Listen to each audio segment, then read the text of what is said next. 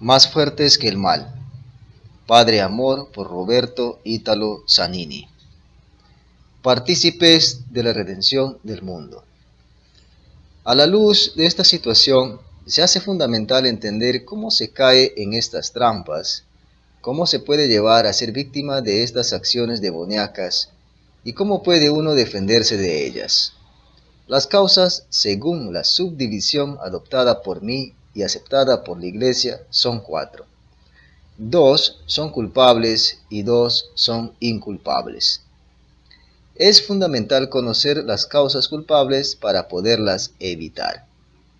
El caso inculpable es muy raro porque tiene que ver con algunos grandes santos, ascetas y místicos, en quienes es Dios mismo quien permite al diablo probar sus almas con tentaciones y vejaciones para que se fortalezca en la fe y prueben al diablo, como en el caso de Job, que saben resistirle. Es inculpable el caso de quien padece maleficios y a causa de ellos es vejado o incluso poseído por el demonio. En cambio, es culpable confiarse a magos, hechiceras o a cualquier forma de adivinación. Es culpable abandonar voluntariamente el camino de Cristo, llevar una vida disoluta y de pecado, dejarse fascinar hasta el punto de acercarse a sectas pseudo-religiosas o satánicas. En todos los casos, siempre y de todos modos, la oración es el arma de defensa por excelencia. Velen y oren para no caer en tentación, aconseja Jesús a los apóstoles en el huerto de los olivos. Una invitación que se repite continuamente en todas las apariciones marianas.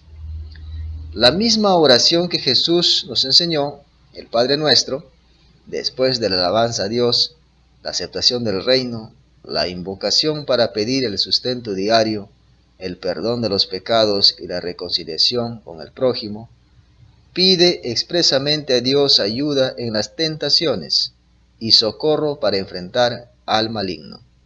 En efecto, sin la ayuda de Dios quedamos indefensos. En la curación del endemoniado al pie del Tabor, que analizaremos más adelante, Jesús subraya con firmeza que sin la oración no se obtiene este tipo de intervenciones divinas. Para la liberación del mal hay que orar por uno mismo y por los demás.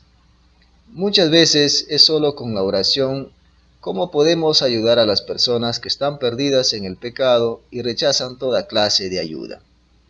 Es el padre del endemoniado quien ora con insistencia a Jesús para que lo libere de aquella terrible influencia.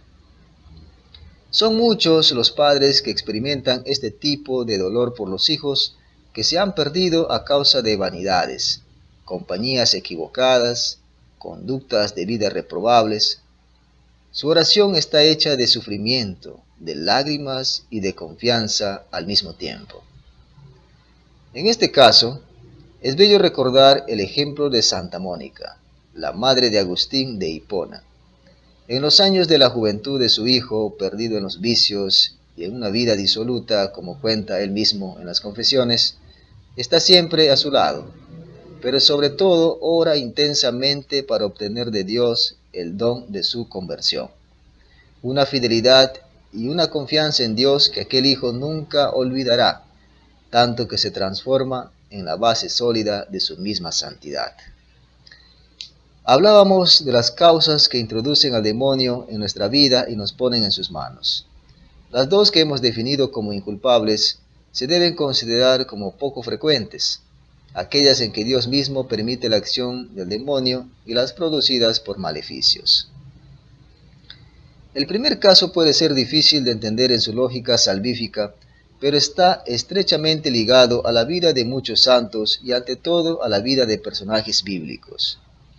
Para comprenderlo hay que leerlo a través de la misión terrena y la experiencia de la cruz de Jesucristo. En síntesis, Dios permite al demonio actuar, sabiendo que la persona afectada se santifica en su actuación de resistencia al mal. San Juan Crisóstomo sostenía paradójicamente que el diablo es santificador de las almas. Por lo demás, son muchos los ejemplos de santos vejados por el demonio. De San Francisco al Padre Pío, al santo cura de Ars y demás. A este propósito, el santo de Pietrelcina explicaba que de todos modos el sufrimiento es preciosísimo, porque nos hace partícipes de la obra redentora de Jesús. Y en los casos específicos de los santos, es Jesús mismo quien pide a estas personas participar con su sufrimiento en su acción de redención, cuando no son ellos mismos quienes directamente se ofrecen para ello. Una petición recíproca que es formulada expresamente en las visiones, en los diálogos místicos y que a veces se ordena a la salvación de personas determinadas. En el Antiguo Testamento hay muchos ejemplos de este tipo. El libro de Tobías y el libro de Job son muy interesantes a este respecto. En ellos, la acción del diablo, no solo tentadora, es puesta en relación con la acción salvífica y liberadora de Dios, realizada a través de los hombres. A Tobías y a Tobit, Dios les manda su ángel, pero son las acciones de los dos hombres las que hacen posible la tarea a realizar, incluida la liberación de su novia Sara, del demonio por medio de la obra de Tobías. La fidelidad de Job contra toda evidencia, contra todo abuso realizado por el mal, es lo que lo santifica y lo justifica ante Dios y ante los hombres. Aquí el diablo pone a prueba a Dios a través de Job y Dios lo escoge como artífice de la derrota del demonio. Esto se evidencia en el diálogo entre Dios y Satanás en el primer capítulo.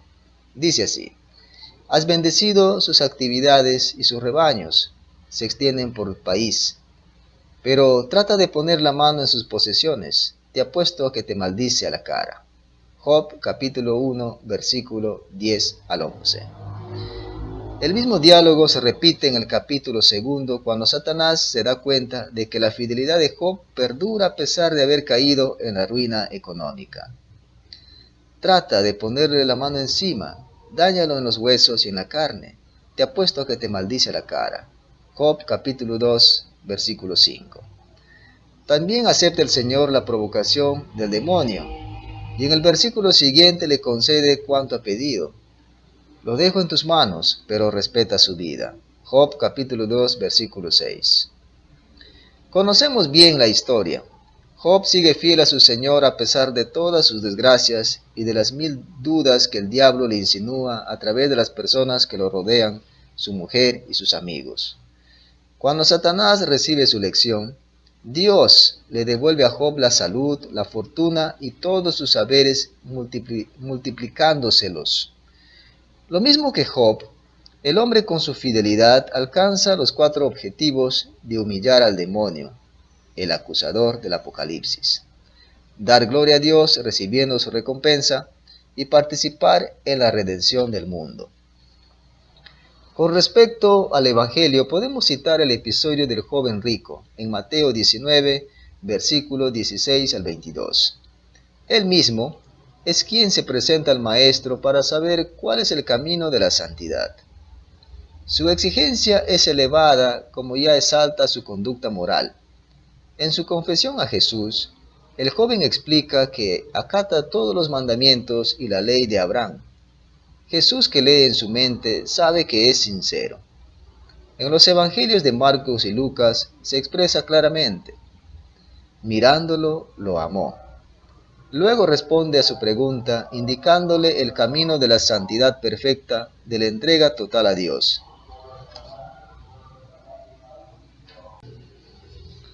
Si quieres ser perfecto, ve, vende lo que tienes, dalo a los pobres y tendrás un tesoro en el cielo.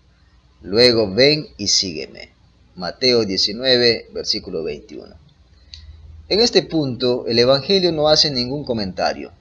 Simplemente observa que como era muy rico, se fue triste. Jesús le propone dar el último paso, pero él no es capaz de renunciar a las comodidades y a los poderes de la riqueza. Jesús lo ama al instante y quisiera que Dios fuera todo para él. Pero él, que podía dar aquel paso porque tenía la capacidad para ello, rechaza la propuesta. Naturalmente no sabemos lo que sucedió después.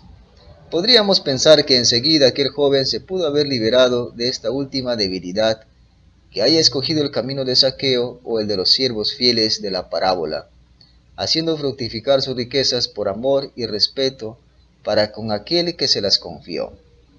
Solo sabemos que Jesús se dirige a los discípulos que han observado la escena diciendo aquella frase terrible y famosa: difícilmente un rico entrará al reino de los cielos. Se lo repito, es más fácil que un camello pase por el ojo de una aguja que un rico entre en el reino de los cielos. Mateo capítulo 19, versículos 23 al 24. Una expresión durísima. Los discípulos intuyen que con el concepto de riqueza se indica todo lo que los tiene ligados al mundo y están turbados por ello. Por eso preguntan, entonces, ¿quién podrá salvarse? La respuesta de Jesús es luz pura, capaz de lanzar una gran esperanza en nuestra vida. Esto es imposible para los hombres, pero para Dios todo es posible. Mateo 19, versículo 26. Una esperanza grande que nos afianza en una certeza todavía más grande. Todo el que haya dejado casas, o hermanos, o hermanas, o padre, o madre, o hijos, o campos por mi nombre, recibirá 100 veces más y tendrá en herencia la vida eterna. Muchos de los primeros serán últimos y los últimos serán primeros. Mateo capítulo 19, versículos 29 al 30. Es interesante un pasaje de San Pablo, precisamente porque clarifica los motivos por los cuales Dios deja al demonio intervenir sobre las personas elegidas. Dice así: y por esto, para que no me engría con la sublimidad de estas revelaciones, me fue dado un aguijón a mi carne, un ángel de Satanás que me abofetea para que no me engría. Por este motivo 3 veces rogué al Señor que se alejara de mí, pero Él me dijo: mi gracia te basta, que mi fuerza se realiza en la flaqueza. Por tanto, con sumo gusto seguiré gloriándome sobre todo en mis flaquezas, para que habite en mí la fuerza de Cristo. Por eso me complazco en mis flaquezas, en las injurias, en las necesidades, en las persecuciones y las angustias sufridas por Cristo, pues cuando soy débil, entonces es cuando soy fuerte. Segunda de Corintios capítulo 12, versículos del 7 al 10. A la luz de este razonamiento sobre las tentaciones, también en relación con el joven rico, hay que recordar el principio general por el cual nunca le es permitido al demonio afectar a una persona más allá de sus capacidades de resistencia al dolor o a los halagos de las tentaciones. Los santos en niveles más altos, las personas normales en niveles más bajos, y en el caso en que caigan siempre es por su libre voluntad de dejarse llevar, secundando sus debilidades. A uno de sus frailes que estaba padeciendo una tentación, San Francisco cuenta, su primer biógrafo y cohermano Tomás de Celano le explica: créeme, hijito, que precisamente por esto te tengo como siervo de Dios, y has de saber que mientras más tentado seas, tanto más te quiero. Nadie debe tenerse por siervo de Dios si no ha pasado a través de las tentaciones y tribulaciones. La tentación vencida es en cierto modo el anillo con el cual el Señor desposa al alma de su siervo. Muchos se complacen por los méritos adquiridos en largos años y se alegran de no haber sufrido estas tentaciones. Pero sepamos que este es un indicio de que el Señor ha tenido en cuenta su debilidad espiritual, ya que aún antes de la batalla el solo terror hubiera bastado para vencerlos. En efecto, no se suscitan duros combates, sino contra quien posee una fuerza de ánimo a toda prueba.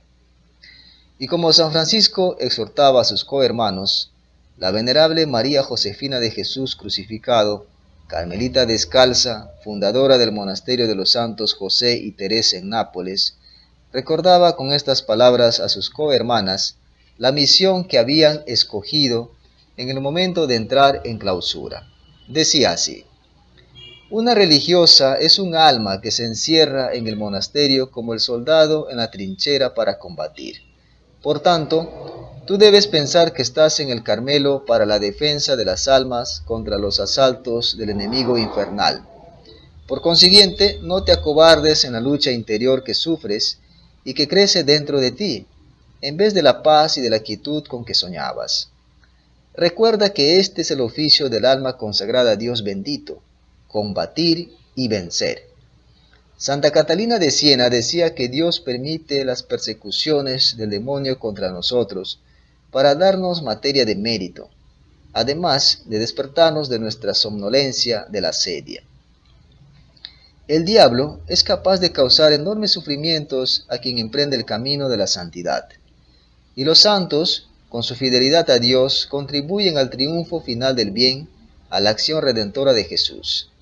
Es fácil recordar el ejemplo del Padre Pío. El demonio pudo ensayar toda clase de males contra él, desde las tentaciones al dolor físico, a los golpes. Y el Padre Pío, con el mismo orgullo de la fe que tuvo también San Pablo, podía decir: siempre he vencido yo.